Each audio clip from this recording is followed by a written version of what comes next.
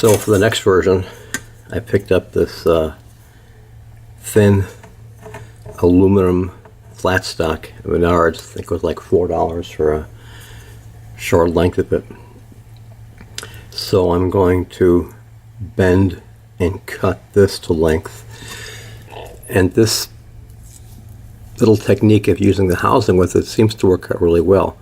Without the housing, there's really no way at all of attaching anything to this camera. There we go. I mean, you can maybe try looping stuff around this way, but when you mount it back, I don't know, the housing just works out so much better. Plus, if you loop stuff around it, let's say if you wanted to mount the thing sideways with the Velcro like this into whatever bracket you make, the problem is you're going to wind up covering one of the controls or the display or something. So it's just so much handier using the housing. Yeah, you do get a few more grams of weight from the whole thing, but it's just so little that the gimbals don't complain. Since I already have my first version to work with, I got the measurements down pretty well. This is the minimum size that my gimbal needed to clamp onto. So if we go from the radius to the edge here, we're looking at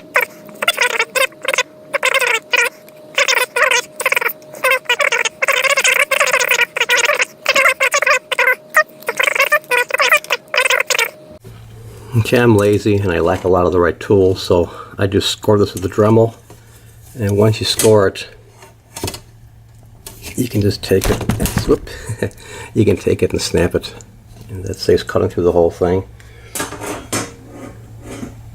And then I can just take my grinder and clean these edges up later on. So there I've got my nice 5-inch piece of stock.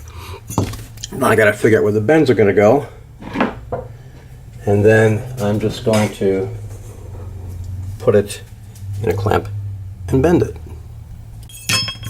You go from here to here, up and down. That's about a ½ an inch past the minimum for the gimbal, so the gimbal won't clamp this. So what I need to do now is take another piece of aluminum, put it towards the end, and mount it in here sideways. I'll probably rivet it. That way I have the extension I need so the gimbal can clamp it. So that's the next step. And cutting the slots, and we'll go from there. Without having a sharp edge, I put a really sharp bend in one end. So I'll do the same at the other end. So I've measured out the length I need for the actual bracket, and then the extra space that I'm going to need for the bend is actually a little more than I need there. And what I'll do is I'll cut off any excess, and I'll cut off part of this too. But this way I have a nice rounded grip for the gimbal to use. So what I did was I bent it in the vise, and then just use this adjustable wrench to increase the angle even more, and then I'll put this thing in the vise and clamp it down, and I'll end up with this. This way you can do this with tools you have lying around the house, and you don't need any special metalworking tools or crimping tools or whatever.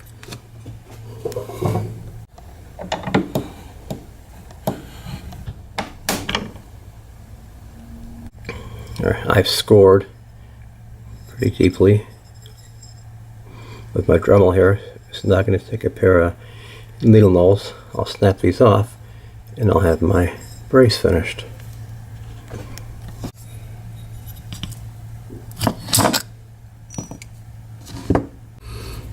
So I took my grinder and I just took off the rough bits and then put it back in the clamp and gave it an extra squeezing to get these things turned in a bit.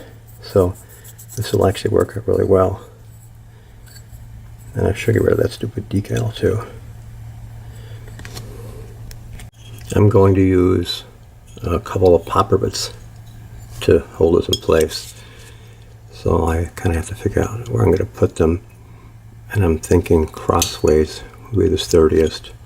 So I kind of drew in here where they're going to go. And now I just have to drill the holes and put a couple of aluminum rivets in there. And then I'll have a nice sturdy mount for this. So I got the gimbal, and you can see this fits perfectly in here. It's almost like it was made for it. So the idea is this, you want to fit as close to the gimbal as possible, and anything past that is excess. So I can shave off another 1/4 inch from here, which is a few more grams, and when it comes to gimbals, every gram counts.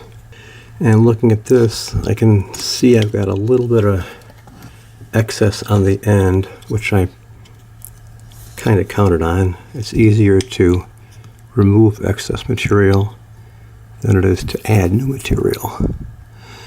So I'm going to cut this. Now I have to remember, I have to leave enough in here for a groove for the Velcro strap to go through. So don't be too gung-ho on cutting stuff as tight as possible right away. You want to make sure it mounts, put the camera in there, and then mark off the areas of excess material that you can get rid of. Okay, I've filed down the rough edges so it's smoother now. I also take the file across the back of the thing, back and forth, because even though it is bar stock, you're still going to find some high points in it. This way, when it's riveted, it's nice and flat and won't rock on there. I still haven't touched this end because I know I'm going to have a lot of cutting to do, so don't want to waste any time on it. Got 2 holes drilled, and I'm going to use that for a template.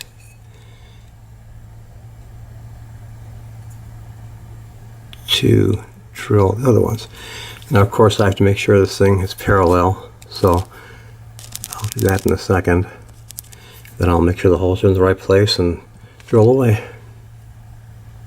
So now we're riveted in place.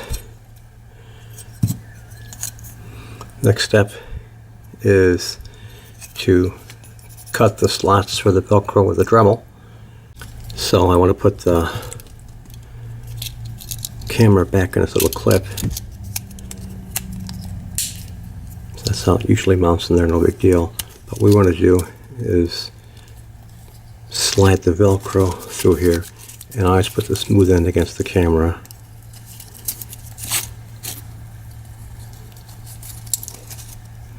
Now, of course, one thing with this mount, the way this works, is that the button here is, and the light are blocked by the bracket, but you can always drill a hole in there to get rid of that. So we just clamp this shut, pull that tight, and you can see that's all it takes to get the Velcro in there. I have a smaller strap. You can use a larger one, but I mean, when this is held tight against something, it doesn't budge. So this works out really well. So now what we've got to do is mark this thing where the Velcro goes. Alright, the rough cuts are done. I used a Dremel bit that was pretty worn down. This way I could get in there and get all the way to the edge, back and forth. With a nice fresh bit, you wind up with scalloped ends and you have to get in there and cut them. Now you can actually trim this with a sharp utility knife and kind of round the edges off and get all the burrs out, and then take some sandpaper to it. So I'm going to do that so we don't slice the Velcro up, and then give it a test fit.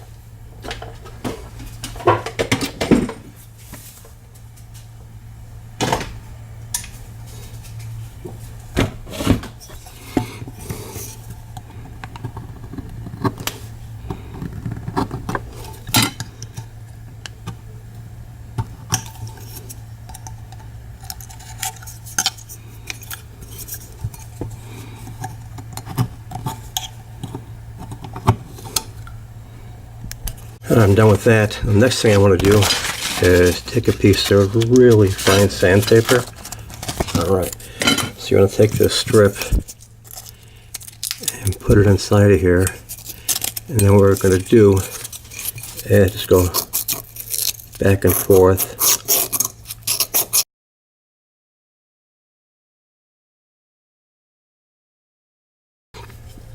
So I already got a large opening marked for the power button.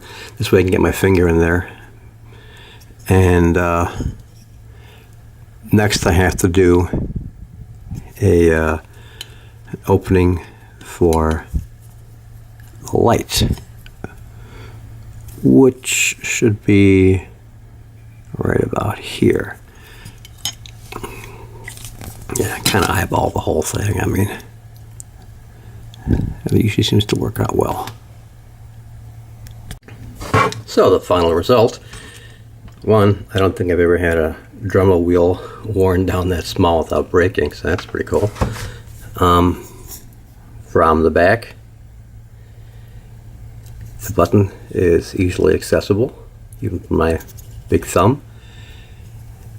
And the light, I really can't tell from here, but you get the red light is perfectly centered in that little hole right there, so I can tell when it's on or not. That's, if you use your phone as a monitor, you don't really need this, but it's handy in case you want to do it standalone. I cut back the Velcro a bit, as you can see. Pull this off. So I call this early motorhome look, but it works out really well. It's sturdy. This should last me quite a while. I'll probably paint some rubber over these just for the heck of it. They're not really going to touch anything, but aesthetically it may look better. And a little bit of cleanup, and this thing's totally finished.